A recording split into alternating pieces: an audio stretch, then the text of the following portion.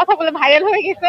তো আজকে কাঁঠালের এতগুলো আইটেম এখানে দেখা যাচ্ছে। নরমালি তো আমরা কাঁঠালের এত কিছু করি না বা সবাই পছন্দও করি না। তো এই ব্যাপারটা খুবই ভালো লাগছে যে না কাঁঠাল আসলে এতভাবে ব্যবহার করা যায়। এটা আর কি অলরেডি আমরা ২-৩টা আইটেম ট্রাই করেছি পিঠা। খাওয়া যাচ্ছে ভালো। আচ্ছা, এই কাঁঠাল মৌসুমের সময় অনেক কাঁঠাল নষ্ট হয়ে যায়। তো কাঁঠাল দিয়ে যখন নতুন রেসিপি আসে তখন মনে হয় এই কাঁঠালের রেসিপি কি বলবো?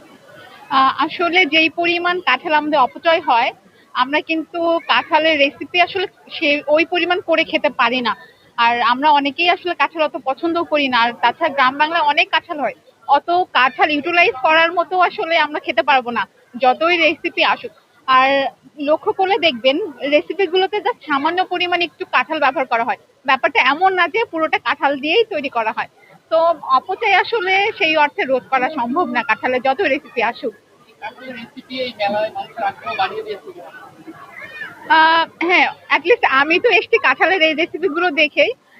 তবে কাঁঠালের চেয়ে কিন্তু আম আসলে মানুষকে বেশি টানে এবং টানছেও। মূলত সবাই যতজন এসছে দেখবেন যে আম বা অন্যান্য ফল কিনছে, ম্যাক্সিমাম আম কিনছে।